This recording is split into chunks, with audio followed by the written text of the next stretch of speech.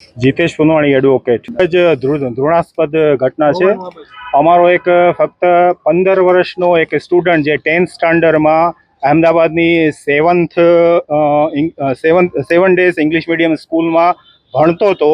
એ પોતાના school hours પૂરા થયા એ દરમિયાન એનું જ્યારે એના મધર એને તેડવા આવ્યા એની પહેલાં ત્યાંના જે એની સ્કૂલના જે 6 થી 7 કે 8 સ્ટુડન્ટ જે અમને મીડિયા રિપોર્ટ્સ મળેલા છે એમાં એના ઉપરથી અમને જાણકારી મળેલી છે કે એ 7 થી 8 સ્ટુડન્ટે એની ઉપર હુમલો કર્યો, જે એકદમ સામાન્ય બાબત હતી। આમ એક બાળકોની વચ્ચે ધક્કામુક્કી જેવી બાબત હતી।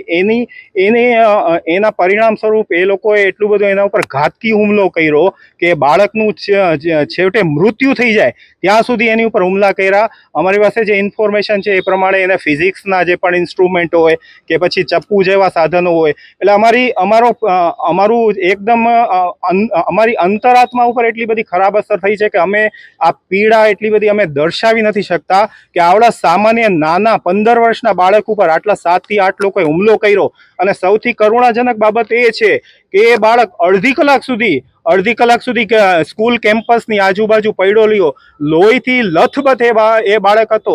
છતાંય સ્કૂલનું મેનેજમેન્ટ, એના પ્રિન્સિપાલ છે, એના સ્કૂલના ટીચર્સ છે કે બીજા સિક્યુરિટીના સ્ટાફ છે, એને એટલી એ લોકોએ દરકાર ન લીધી કે એ બાળકને હોસ્પિટલ પહોંચાડે। એના મધર એને અડધી કલાક પછી તેડવા આવ્યા ત્યારે એને ખબર પડી અને એના મધર એને જોઈને એકદમ સ્તબ્ધ થઈ ગયા અને એને તાત્કાલિક લઈ ગયા, એને એ પણ રિક્ષામાં લઈ ગયા। એટલે સ્કૂલ મેનેજમેન્ટે કે કોઈ પણ લોકોએ કે પ્રિન્સિપાલે કે કોઈ એની મેડિકલ એને ટ્રીટમેન્ટ મળે એની પણ એ લોકોએ દરકાર ન કરી। એટલે આ બધા સમજી શકો છો કે આ કેટલી બધી દર્દનાક ઘટના કહેવાય। અત્યારે અમારી રજૂઆત કલેક્ટર સાહેબ પાસે અમે સમસ્ત સિંધી સમાજના આગેવાનો આવેલા છીએ અને અમારી રજૂઆત એ છે કે આમાં જે પણ આરોપી સંડોવાયેલા છે, ઇવન પછી સ્કૂલ મેનેજમેન્ટ હોય, પ્રિન્સિપાલ હોય કે જે પણ શિક્ષકગણ હોય કે સિક્યુરિટી સ્ટાફ હોય કે જે પણ હોય એ લોકોને તાત્કાલિક અમારી પાસે જે માહિતી છે એ પ્રમાણે બે બાળકોની ધરપકડ ઓલરેડી અરેસ્ટ કરેલ છે એ લોકોને। એટલે બાકીના જે પણ રિસ્પોન્સિબલ પર્સન હોય